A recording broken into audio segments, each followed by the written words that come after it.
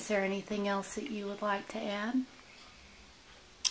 Well, we went all the way up to Italy. Grew up to Bologna. That's way up north. That's where the Alps start, Alp Mountains. And Leghorn and the Leaning Tower Pizza. You know where that is. You heard about it. I've been there. Have you? Yes. Oh. Well, most of our units got that far. But some of them got farther north to Bologna. I never got up to there. I was still around the Leaning Tower Pizza when the war was over. But the darndest thing happened after the war was over.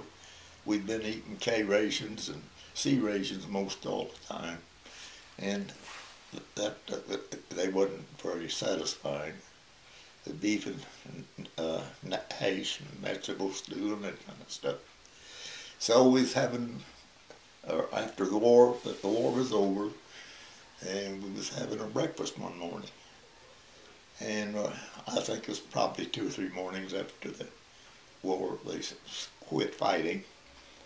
And we seen a bunch of German soldiers coming down towards us. We were eating our breakfast. So we all run for our guns. We didn't know what was going on.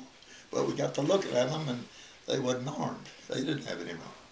So they come down there, and they wanted to be friends. They wanted to shake our hands, and they did. They didn't want that war. They was afraid not to fight because they probably, got shot or jailed or whatever. But that's the truth. They did. And you'd be surprised the amount of them that spoke English. If you remember, well, you wasn't around then, but Hitler had a school to teach his soldiers English language because he was going to rule the English world. He was figuring on capturing it. And that's how come so many of them did speak English. And they were sorry about the war too. They didn't want that war. The soldiers, they told us that. And we visited quite a while with them. How were you notified that the war was over? But gee, I don't know.